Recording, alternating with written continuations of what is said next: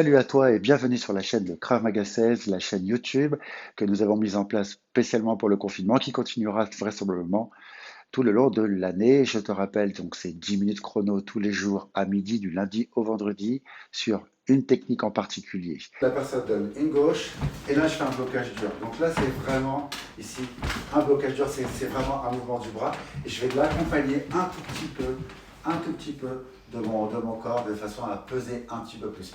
Et c'est toujours une déviation, mais cette fois c'est une déviation en rotation, c'est-à-dire que la main elle est ici, je viens faire une rotation. La paume de ma main, enfin, le poing, il va être vers le haut.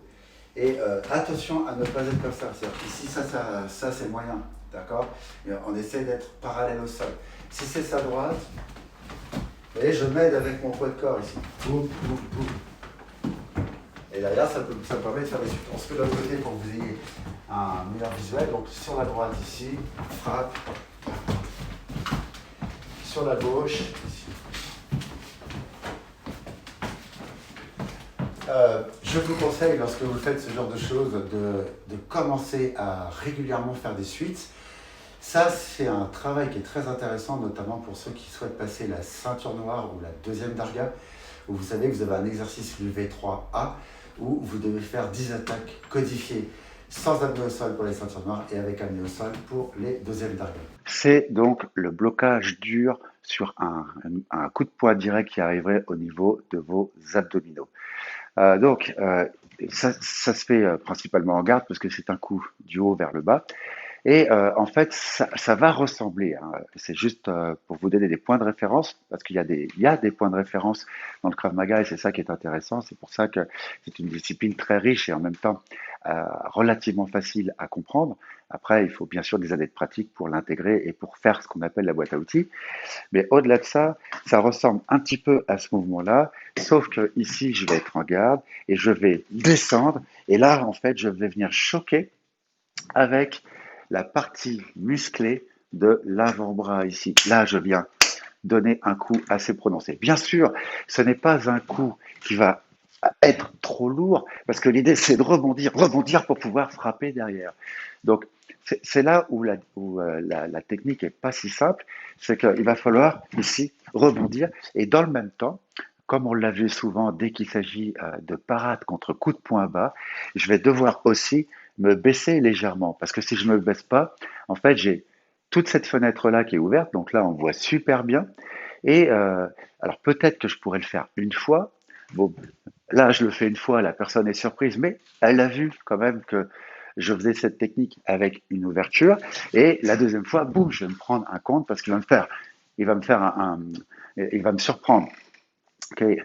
Donc, l'idée ici, c'est vraiment de se baisser en même temps.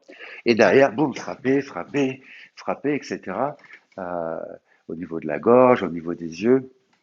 Bref, faites les suites que vous voulez. Donc, si je le fais bras arrière, ici, boum, vous voyez, je me baisse.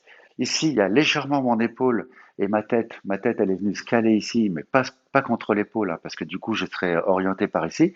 Donc là, hop, et mon épaule est venue légèrement monter. Là, j'ai tout gainé, tout est gainé, mon poing est gainé, et j'ai fermé ma porte. Quand j'ai fermé ma porte, il y a un rebond qui s'effectue, tout de suite après, je peux frapper. Ici, frappe, tout de suite après, je peux frapper.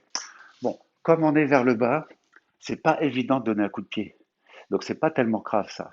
Ok, puisqu'on est vers le bas, ça suppose qu'on doit se remonter. Donc là, j'ai frappé. En revanche, la gauche, elle arrivera très très vite puisque je vais pouvoir sauter pour pouvoir le suivre. Ok, donc prenez bien en compte certains éléments, des éléments techniques. C'est que une fois que quand je suis baissé, évitez de vouloir donner des coups de pied parce que je vais devoir me relever. Au contraire, je suis baissé. Là, vous pouvez donner un coup de poing, par exemple, parce qu'on est vraiment dans le bon mouvement. Ok, donc on reprend. Bras avant. Ici, j'ai frappé, j'ai frappé. Ici, poing arrière, j'ai frappé. Vous voyez, là, en fait, c'est un coup de massue, hein, mais qui va s'arrêter à peu près au nombril. Hein, je ne vais jamais descendre plus bas que ça. Ici, hop, j'ai frappé. Et derrière, je vais pouvoir frapper avec mon poing opposé.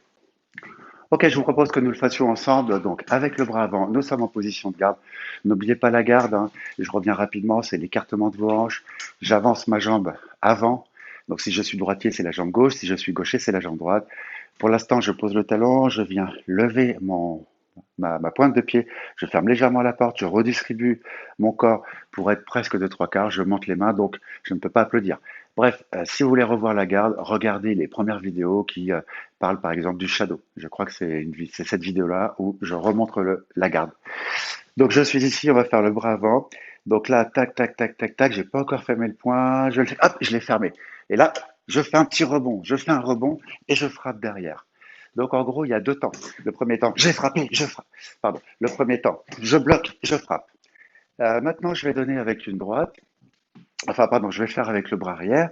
Donc ici, je verrouille, je frappe. Je verrouille, je frappe. Un, deux, un, deux. Ok, donc c'est quelque chose qui peut aller relativement vite. Mais dans un premier temps, faites un travail lent sur tout ce que vous apprenez, sur tout ce que vous ne comprenez pas. Et petit à petit, on va faire un timing du genre, si vous le faites 5 répétitions sur un mouvement, vous faites 4 fois lent, une fois rapide. Ça, c'est pas mal. Parce que comme ça, vous habituez votre cerveau à travailler de temps en temps rapidement. Mais le plus souvent, le fait de travailler lentement, c'est un bénéfice et un gain qui est tellement énorme que j'aimerais bien que vous compreniez ça à un moment donné. Merci d'avoir suivi ce cours. J'espère que ça t'a plu. N'hésite pas à t'abonner, à partager ainsi qu'à liker. Donc, je te rappelle, je l'ai dit en introduction, mais je le dis aussi en conclusion, que nous avons des cours tous les jours sur un format de 10 minutes. Donc, 10 minutes, ça passe très très vite sur des techniques en particulier. Soit tu améliores, soit tu apprends les techniques de Krav Maga. Évidemment, ça ne remplace pas un cours collectif, mais les cours collectifs reprendront très certainement au mois de septembre, où nous t'attendons nombreux dans les cours. Où que ce soit, à très bientôt et en attendant, continue de t'entraîner.